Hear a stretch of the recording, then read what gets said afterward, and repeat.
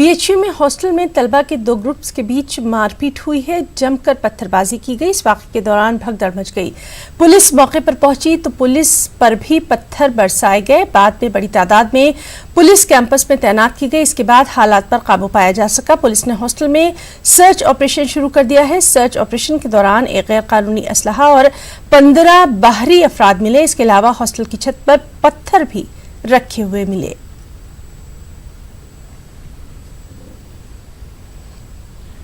बिरला और उसके एलबीएस के लड़के आपस में काफ़ी मारपीट कर रहे हैं, पथराव कर रहे हैं और आज तक ये कंट्रोल के बाहर हो रही है, काफ़ी बेकाबू हो रही है। जो आरंभिक स्तर पर थोड़ी सी पुलिस आई थी उस पर भी पथराव कर दिया इन लोगों ने। ऐसी स्थिति में आकर के मालूम चला कि छात्रावास में बाहर के लोग रह रहे हैं काफ़ी संख्या में। उनको जो है वहाँ पर दिखवाया गया कमरों में, तो वही 15-16 लड़के बाहर के मिले हैं जो इस हॉस्टल के इनमेट नहीं है। छतों पर भारी मात्रा में पत्थर पड़े हुए थे और वहीं पर तलाशी ली जा रही थी। पत्थरों के बीच में एक इलीगल वेपन्स भी मिला वहाँ पर, तमंचा। अभी वो इनके प्रॉक्टर को और वार्डन को इन तथ्यों से अवगत कराया गया है। इनके लेवल से जो भी चीज़ें होंगी तय की जाएगी, उस हिसाब से कार्रवाई की जाएगी। अभी नहीं दिखवाया जा रहा कि लड़के कौन लोग हैं, ये कि यहाँ पे क्यों हैं। अभी तो 15-16 तो मिल गए हैं, उसको दिखवाया जा रहा कि यहाँ पे होने का कोई औचित्य नहीं बता पा।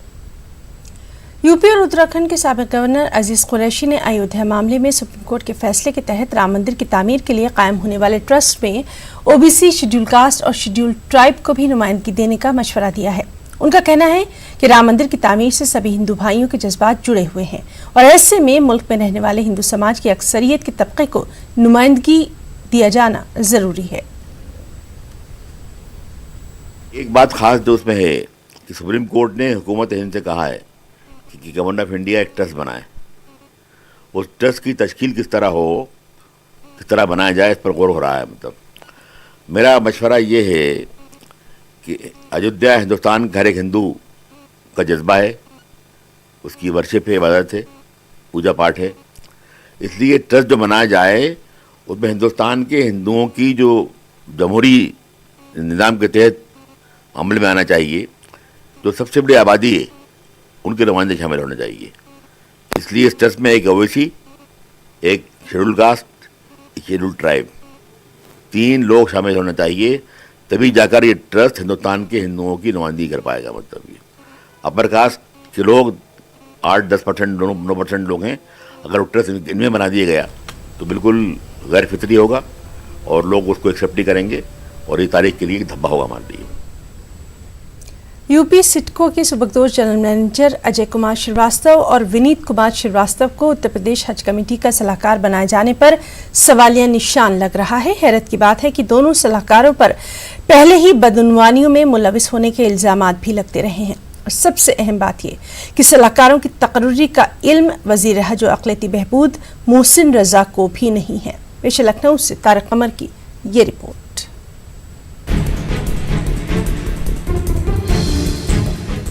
हैरत अंगेज बात है कि दागी और सबकदोश अफसरों को हज कमेटी का सलाहकार मुकर्रर कर दिया गया और वजीर मौसूफ को बताया भी नहीं गया।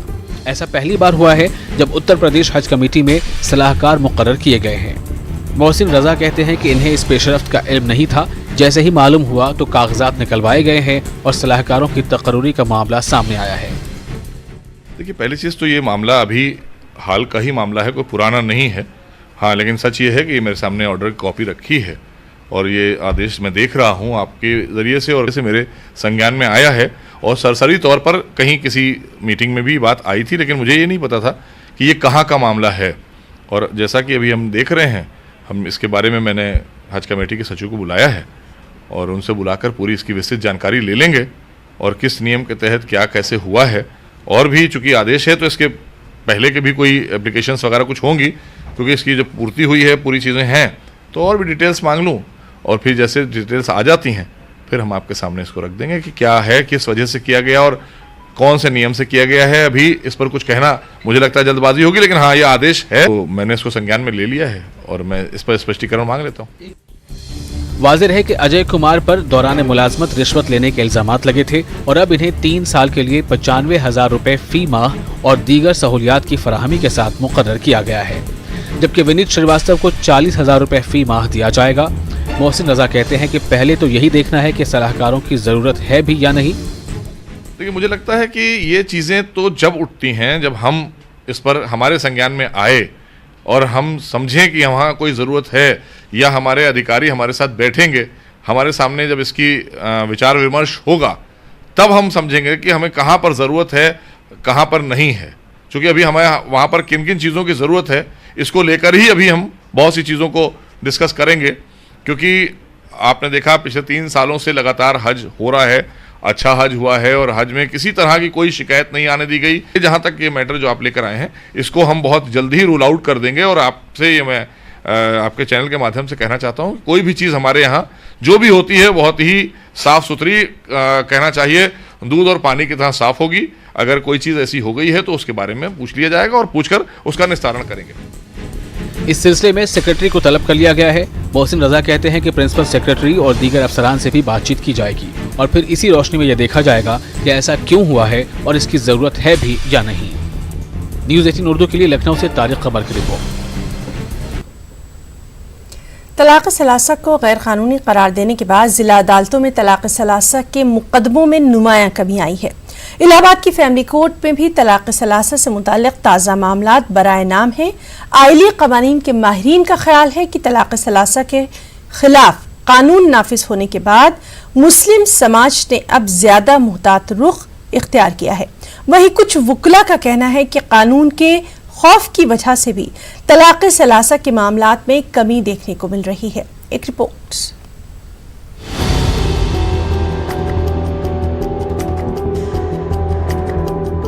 मुल्क में तलाक़ सलासा को एक मुजरिमाना फ़ाल करार दिए जाने से मुतल्लिक़ कानून बने हुए 3 माह का अरसा गुजर चुका है।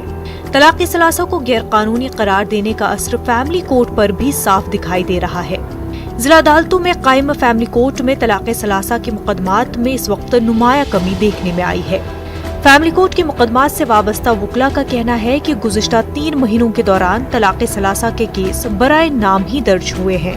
एक बार में 3 तलाक देने वाली जो बात है, उसमें मेरे पास जितने भी मैंने इधर भी 3-4-5 महीने में जो वक्फे में मैंने मुकदमे फ़ाइल किए हैं या जो लड़कियों ने मेरे पास मुझसे कंसल्ट किया या मैंने उस पर कुछ किया है, तो ऐसा कोई वर्जन मेरे पास नहीं आया कि किसी ने ये कहा हो कि किसी ने मुझे 3 तलाक एक बार में दिया हो या इंटरनेट से दिया हो या फिर फ़ोन से दिया हो या व्हाट्सअप की हो। ऐसा कोई वाक़या किसी लड़की ने नहीं बताया।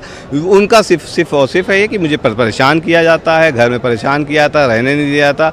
जो उनके और परेशानियाँ हैं उस पर बात ज़्यादा आई है, ना कि तलाक पे बात आई है। लोगों के मन में एक डर पैदा हो गया है कि यदि हम तलाक देते हैं तो हमें कोर्ट कचहरी का चक्कर लगाना पड़ेगा, मुकदमा दर्ज हो जाएगा, हमको जेल जाना पड़ेगा। तो पहले के बनिस्बत थोड़ा डर पैदा हुआ है लोगों में। तो केसेस कम आ रहे हैं? अब केसेस थोड़ा कम आ रहे हैं उस तरीके से, आप देखें तो पहले के मुकाबले में। लेकिन मुस्लिम आइली क़वानीन के माहिर बाज़ कानूनदारों का ख्याल है कि तलाक़ सलासा को ताज़ीरी कानून बनाने से कई पेचीदगियाँ भी पैदा हो गई हैं। उनका कहना है कि मुल्क के दूसरे इलाकों में सूरत हाल मुख्तलिफ है। माहिरीन कानून आज भी मानते हैं तलाक़ सलासा को गैर कानूनी करार देने का कोई जवाज़ नहीं है। उनका कहना है इससे अदालतों पर गैर जरूरी बोझ बढ़ गया है। उच्चतम न्यायालय ने ये बात बहुत साफ साफ कही है कि कितने मुकदमे हैं तलाक के भाई, 20 तो पहले पड़े हुए हैं, फिर चले आ रहे हैं। क्या कोर्ट के पास कोई जगह ही नहीं है? कोर्ट के पास कोई काम ही नहीं है कि सब हम ट्रिपल तलाक सुने?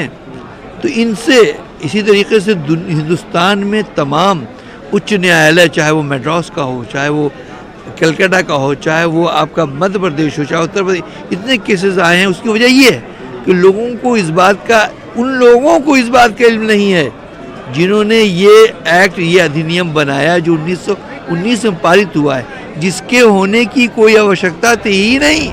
ज्यादातर वुकला का कहना है कि तलाक जैसे हसास मामले पर अब मुस्लिम समाज खवातीन के हकूक की पहले से ज्यादा पासदारी कर रहा है। उनका कहना है कि एक निशिस्त में 3 तलाक देने के तरीके को अब मुस्लिम समाज में पसंद नहीं किया जा रहा है। यही वजह है मुस्लिम खवातीन को जहां एक तरफ तलाक सलासा के मामले में कानूनी तहफ़्फ़ुज़ हासिल है, वहीं दूसरी जानिब तलाक देने वालों के अंदर कानून का खौफ भी पैदा हो गया है। न्यूज़ 18 उर्दू के लिए इलाहाबाद से मुश्ताक आमिर की रिपोर्ट। उर्दू यूपी की दूसरी सरकारी जबान है, लेकिन सरकारी दफ्तरों में उर्दू का नामोनिशान तक नहीं। कानपुर की अगर बात करें तो कानपुर के जिला अक़लियती दफ्तर में उर्दू में लिखा हुआ एक लफ्ज़ भी नजर नहीं आया। इस दफ्तर में जिला वक्फ की ज़मीन, कब्रिस्तान और मदारिस से जुड़े रोज़ाना सैकड़ों काम होते ही हैं जिनकी दरख्वास्तें उर्दू में होती हैं। लेकिन यहाँ उर्दू जानने वाला कोई भी नहीं।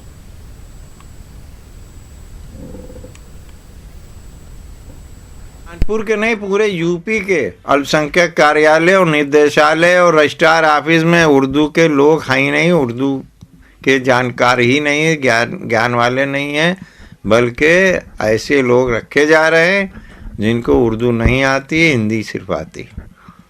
देखिए, ये एक अल्पसंख्यक विभाग है और बहुत सारी पत्रावलियाँ ऐसी होती हैं जिसमें कुछ पत्र जो है उर्दू लैंग्वेज में होते हैं। उस समय हम लोग को थोड़ी समस्या होती है कि उसका अनुवाद, तो हमारे यहाँ यदि स्टाफ में कोई मुस्लिम्स हैं या कोई हिंदू भी हैं, वो उर्दू जानते हैं, तो फिर हम उनसे उनकी उस अनुवाद में सब समस्या नहीं होती है। तो फिर हमारे यहाँ जो और भी जो है मदारिस वगैरह आते हैं, उनसे हम मदद ले लेते हैं। इस तरह से मैनेज हम लोग कर लेते हैं। यदि उर्दू अनुवादक होता तो बेहतर होता हमारे लिए। बढ़ती फिजाई आलूदगी की वजह से मेरठ जिला इंतजामिया ने इंटरमीडिएट तक तालीमी इदारों में 2 दिनों की छुट्टी दे दी है। छुट्टी की वजह से यौम इत्फाल की मुनासबत से होने वाले मुजव्वज़ा प्रोग्राम नहीं हो सके, जिसकी वजह से तलबा में मायूसी देखी गई। 14 नवंबर की तारीख हमारे पहले वजीर आज़म जवाहरलाल नेहरू की यौम पैदाइश से मंसूब है और इस दिन को चिल्ड्रंस डे के तौर पर मनाया जाता है। मुख्तलिफ स्कूलों में तकरीबात का इनेकाद किया जाता है, लेकिन दिल्ली और NCR में पॉल्यूशन जो है, जो हवा की आलूदगी है, वो इस कदर बढ़ गई है कि यहाँ पे एडमिनिस्ट्रेशन को छुट्टी का ऐलान करना पड़ा है और इस वजह से यहाँ स्कूलों में छुट्टियाँ कर दी गई हैं। लेकिन जहाँ पर इस मौके पर जलसों का इनेकाद किया जाता है, तकरीबात मुनक्किद होती हैं, वो बच्चे मायूस हैं। आज जब सुबह आए तो उनको पता चला कि एडमिनिस्ट्रेशन ने छुट्टी कर दी है, तो उनको मायूसी हुई। किस तरह से क्या तैयारियां की थी और कितना नुकसान बच्चों को होता है तालीम का और हवा की आलूदगी की वजह से जब छुट्टियां की जाती हैं। बेटा, आप किस लिए आए थे आज और क्या प्रोग्राम थे आपके स्कूल में? आज हम चिल्ड्रन डे की वजह से आए थे। वो आज हमने फंक्शन के लिए बहुत तैयारी करी थी, सेलिब्रेट करने के लिए। पूछ के कितने दिन से हम कोशिश कर रहे थे कुछ अच्छा करने के लिए। इस मारे जब स्कूल में आए तो पता चला DM को ऑर्डर ने छुट्टी कर दी है। इस मारे हम मायूस होकर घर चले गए।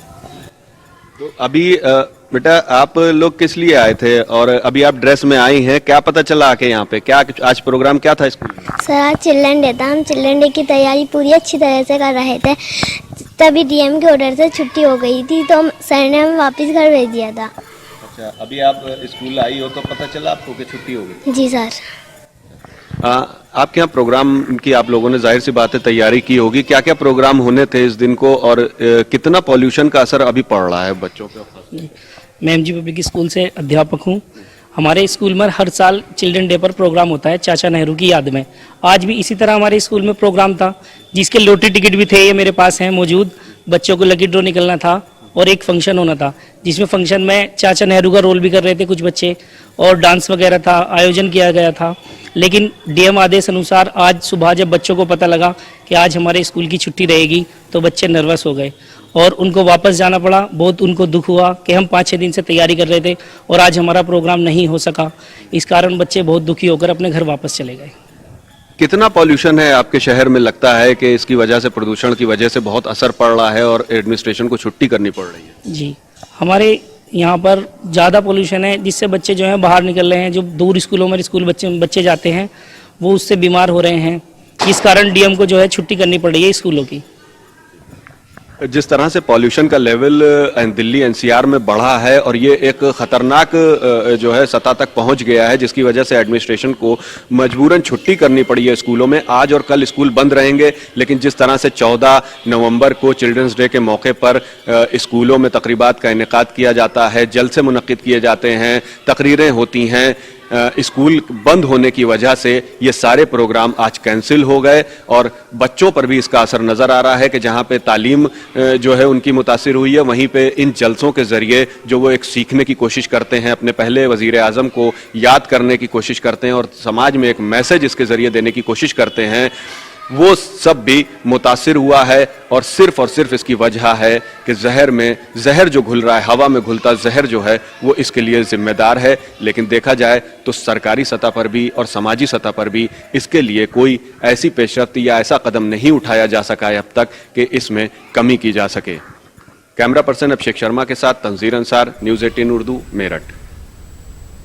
आलमी यौम ज़ियाबितुस के मौके पर अलीगढ़ में मुज़ाकरे का इनेकाद किया गया, जिसके तहत तिब्बी कैंप भी लगाया गया। इस मौके पर ज़ियाबितुस के मारूफ मौलिज डॉक्टर जमाल अहमद ने शुगर के ताल्लुक से लोगों से खिताब किया और इससे बचने के लिए ज़िंदगी गुजारने के तौर तरीक़ों में तब्दीली लाने की बात कही। उन्होंने बड़ी तादाद में मरीजों को एहतियाती तदाबीर भी बताई। इस मौके पर लोगों की मुख्तलिफ तरह की जाँच भी मुफ्त की गई। वर्ल्ड डायबिटीज़ के डे के बारे में डायबिटीज़ को कॉम्प्लिकेशन को स्क्रीन कैसे किया जाए, उसके कॉम्प्लिकेशन को रोका कैसे जाए और फैमिली और डायबिटीज़ का जो रिलेशन है, जो वर्ल्ड डायबिटीज़ का थीम है, उसको मैंने एड्रेस किया है। उन्होंने ज़्यादातर सारी बातें ये बताई हैं कि बचाव मतलब 50% तो घर के लोग ही उससे बचाव कर सकते हैं डायबिटीज़ से, क्योंकि लोग मतलब जैसे दवाएं खाते नहीं हैं, वैसे उल्टे सीधे डॉक्टर बता देते हैं कि ये करेले का जूस पी लो, ये कर लो, वो कर लो, तो उससे डायबिटीज और ज़्यादा खराब हो जाती है और बीमारियां बढ़ जाती हैं। उत्तर प्रदेश के वज़ीर-ए-आला योगी आदित्यनाथ हुकूमत के जरिए चलाई जा रही इज्तिमाई शादी स्कीम के तहत आज अलीगढ़ में भी खास प्रोग्राम का इनेकाद किया गया। इसमें 240 जोड़ों की शादी करवाई गई। इसमें 41 मुस्लिम जोड़े भी शामिल रहे। हुकूमत की स्कीम में अक़लियती तबके की शमूलियत इस बार तवज्जो का मरकज़ भी रही। ऑफिसर्स ने जानकारी दी कि 250 दरख्वास्तें आई थी, ताहम आज 240 जोड़े ही आ सके। वहीं शादी करने वाले जोड़ों ने हुकूमत की इस स्कीम की सताइश की और कहा कि गरीब लोगों के लिए ये स्कीम बहुत मुफीद साबित हो रही है। सभी ने हुकूमत का शुक्रिया अदा किया। बहुत अच्छी शुरुआत है, सरकार ने जो भी किया है बहुत अच्छा किया है और एक्चुअली फैमिली के ऊपर कोई बोझ नहीं है और सरकार ने बहुत अच्छा फैसला लिया है हमारी शादी करा के। हम बहुत खुश हैं। क्या क्या मिला है? आई थिंक कपड़े हैं, ज्वेलरी है और चेक भी मिला है। आई थिंक जो भी मिला है बहुत अच्छा मिला है। मैं ये कहना चाहूँगी, जैसे हमें सरकार की तरफ से मतलब हमें योजना मिली है, तो उसके लिए हम उनका बहुत धन्यवाद करना चाहते हैं और हमें बहुत खुशी मिली है कि यहाँ पे हमें दान दहेज के साथ हमारी शादी हुई है। सरकार ने जो गरीबों के लिए स्कीम शुरू की है, बहुत अच्छा करा है सरकार ने। हम सरकार को थैंक यू बोलना चाहते हैं, जो अच्छा करा है बहुत बढ़िया, क्योंकि किसी की शादी नहीं एक दहेज के पीछे रुकती है, किसी के पीछे रुकती है। मैं कहना चाहता हूँ ठीक हुआ, जैसे मेरा निकाह पड़ा हुआ गया है वो ठीक है, सरकार ने अच्छा करा शादी मेरी। गरीबों के लिए किस तरह की स्कीम है? अच्छी है स्कीम, तो वैसे निकाली है सरकार ने, बहुत अच्छी। गरीब लड़कियों की शादी के लिए सरकार की इज्तिमाई शादी स्कीम अमल में लाई जा रही है। इस स्कीम के तहत आज मेरठ में भी इज्तिमाई शादी तकरीब का इनेकाद किया गया, जिसमें 286 जोड़ों की शादी करवाई गई। स्कीम का फायदा हासिल करने वालों में इस मरतबा बड़ी तादाद में गरीब मुस्लिम जोड़े भी शामिल रहे। गरीब लड़कियों की शादी के लिए दी जा रही सरकारी इमदाद और इंतजामात से जहां दूल्हा दुल्हन ने खुशी का इजहार किया, वहीं समाजी और सियासी रहनुमाओं ने भी सरकारी स्कीम के जरिए मदद और इस तरह के इंतजामात पर खुशी जाहिर की। उनका मैंने इतना सब कुछ करा हमारे लिए, अच्छी बात है। मैं समझता हूँ ये एक बहुत अच्छा प्रोग्राम है और इससे कम वो गरीब जो लोग हैं, जो लोग शादी करने के लिए सोचते हैं कि किस तरह से करें, उन लोगों की हिम्मत अफजाई हुई है। और मुस्लिम क्योंकि 130 जोड़े हैं और वो वाकई में मैं तो बधाई दूंगा ख़ासतौर से मुख्यमंत्री को। इस योजना का इस नाते बड़ा महत्व है, महिला सशक्तिकरण का बड़ा महत्व है। और आज 286 जोड़े यहाँ पर उनका विवाह हुआ, हिंदू भी हैं, मुस्लिम भी हैं, सभी वर्गों के लोग हैं। इसके लिए मैं प्रशासनिक अधिकारियों का भी मैं अभिनंदन करता हूँ। और अब खास बात बिहार की खबरें। सबसे पहले सुर्खियां। नहीं रहे इल्म रियाजी के माहिर वशिष्ठ नारायण सिंह, बिहार में शोक की लहर। वज़ीर-ए-आला नीतीश कुमार ने पेश किया खिराज अक़ीदत।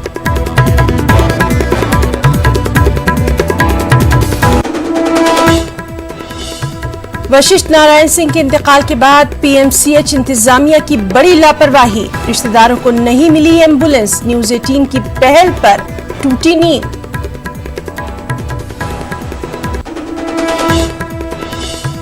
वशिष्ठ नारायण सिंह के इंतकाल पर वज़ीर-ए-आज़म ने भी किया दुख का इजहार। ट्वीट कर कहा, मुल्क ने अपनी एक अनोखी सलाहियत को खो दिया।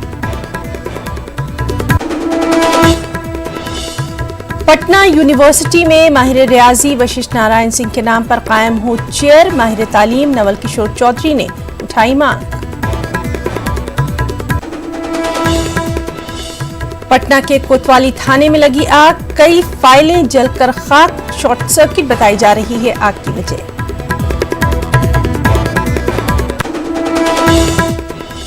और नहीं आ सका मुजफ्फरपुर शेल्टर होम केस का फैसला, दिल्ली में वकीलों की हड़ताल बनी वजह, अब 12 दिसंबर को आ सकता है फैसला।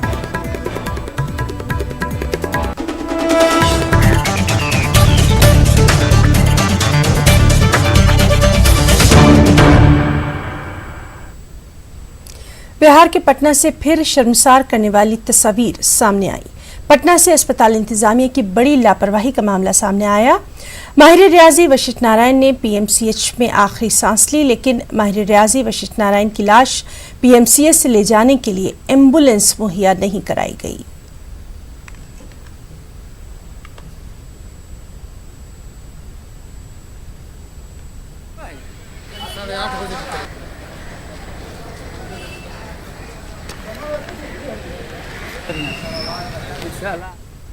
और न्यूज 18 पर खबर दिखाए जाने के बाद पीएमसीएच की नींद खुली, तब जाकर इस मामले पर अफसरान ने अपनी सफाई पेश की। महकमा सेहत के प्रिंसिपल सेक्रेटरी ने कहा कि जब वशिष्ठ नारायण सिंह को पीएमसीएच लाया गया था तब तक वो फौत हो चुके थे। मैंने नहीं समझा कि इनको डेड बॉडी कैरी करने के लिए भी एम्बुलेंस की जरूरत है, वरना एम्बुलेंस की कतार लग जाती।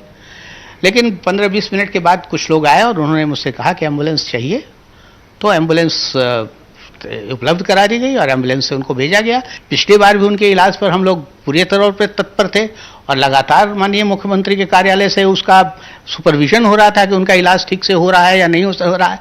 तो मैं नहीं समझता हूँ किसी परिवार के व्यक्ति ने यह कहा होगा, लेकिन अगर किसी शुभचिंतक को लगा है कि थोड़ा विलंब हुआ है तो मैं क्षमा प्रार्थी हूँ। अपनी तरफ से कोई कोताही नहीं की गई है, कोई कमी नहीं। मैंने सुपरिटेंडेंट से बात किया है और उनका कहना यह है कि जब वशिष्ठ बाबू को लाया गया तो आने के पूर्व उनकी मृत्यु हो चुकी थी और इस बिंदु पर परामर्श हो रहा था मेडिकल कॉलेज में कि उसका पोस्टमार्टम इत्यादि किया जाना है या नहीं किया जाना है। और इस बिंदु पर जब तक चर्चा चल रही थी तब तक उनका पार्थिव शरीर वहाँ रखा हुआ था। और ये जो बातें आ रही हैं कि एम्बुलेंस उपलब्ध कराने में विलम्ब हुआ इत्यादि से सुपरिटेंडेंट के द्वारा इनकार किया गया है कि ऐसी कोई बात नहीं। और मुझे भी लगता है कि ऐसी कोई बात नहीं होनी चाहिए, क्योंकि यदि पार्थिव शरीर को ले जाना था तो मुझे नहीं लगता है कि इसमें किसी प्रकार की कोई समस्या है। हाउएवर, चूंकि ये न्यूज़ में आया है तो इस बिंदु पर हम लोग तहकीकात कर रहे हैं। और बाद में हुकूमत ने पूरे सरकारी एजाज के साथ उनकी आखिरी रसूमात का ऐलान किया, लेकिन इल्म रियाजी के माहिर वशिष्ठ नारायण को सफ़र ज़िंदगी के आखिरी लम्हात में एहतराम न मिलने पर सियासत का दौर भी जारी है। और ये बिहार के लिए इससे अधिक गौरव की बात क्या? सब लोगों का इनके प्रति श्रद्धा की भावना, और आज वो नहीं रहे हैं, हम सब लोग दुखी हैं। इसलिए पूरे प्रदेश के लोगों के मन में उनके प्रति एक श्रद्धा की भावना है, जिसे पूरे राजकीय सम्मान के साथ भी किया जा रहा है। और इसके बाद भी हम लोग देखेंगे उनका नाम सब दिन के लिए रहे, इस तरह की भी कोई बात करें। ये तो स्पष्ट है कि जब डेड बॉडी को ले जाने के लिए आधे घंटे इंतजार करना पड़ा तो आप अंदाज लगाइए कि उनका इलाज कैसा हुआ होगा। और इलाज के भी क्रम में आपको बताएं कि आप लोगों ने अगर दिखाया कि उनकी इलाज ठीक से नहीं चल रहा है तब सरकार के संज्ञान में आया। तो बड़े विभूतियों की बात तो आप लोग भी चलाते हैं, सरकार के संज्ञान में भी आ जाता है, 2 घंटा 4 घंटा लेट वो शुरू भी कर देते हैं। लेकिन देश राज्य के आम नागरिक को क्या होता होगा? इसीलिए मैंने कहा कि आपने उनके जीते जी ठीक इलाज नहीं करा पाए, उनके मरनों के उपरांत आप बेहतर एम्बुलेंस की व्यवस्था नहीं कर पाए। कम से कम उनको अब राजकीय सम्मान के साथ आपने कहा कि उनकी अंत्येष्टि होगी, इसलिए मैं धन्यवाद देता हूं। लेकिन उसके साथ उनको बिहार रत्न मिले और आप भारत सरकार से मांग कीजिए कि उनको आने वाले समय में भारत रत्न मिले। ये शव का बाहर रहना वशिष्ठ बाबू जैसे लोगों के लिए लेजेंड थे। वो मुझे याद है कि मैं एक दफ़ा कई वर्ष पहले रांची में मिला था उनसे, और उनके शव का बाहर पड़े रहना हमारे संवेदना की गाथा कह जाता है। और बिहार को उन्होंने एक इस क्षेत्र में एक पहचान दी और उनको लेकर के हम सबों के मन में जो भावनाएं रही हैं उसके आधार पर हम कह सकते हैं कि ये अगर ऐसा हुआ है तो ये अनुचित था और जिम्मेवार लोगों की जिम्मेदारी तय की जानी चाहिए। 30 सालों में किसी सरकार ने सम्मान नहीं दिया, प्रतिष्ठा नहीं मिली। धरोहर का सम्मान जो सरकार ना करे, नेताओं का सिर्फ महापाप है, वह कभी अपनी धरोहर की हिफाजत नहीं करता जब सैनिक की हिफाजत नहीं है। नालंदा, विक्रमशिला, सुन्न और राजगीर और बोधगया की हिफाजत नहीं कर सकी। 30 साल जिसकी सरकार रहा, पहले भी बीमार पड़े तो हम लोगों ने छात्रों के द्वारा 1 लाख रुपया मदद पहुंचाई थी। उसके बाद रंजीत रंजन जी ने मधेपुरा यूनिवर्सिटी से गेस्ट फैकल्टी का एक चिट्ठी जाकर के इनको पहुंचाया था। सरकार ने उसको आज तक मान्यता नहीं होने दी। खबरों में फिलहाल इतना ही। आदाब।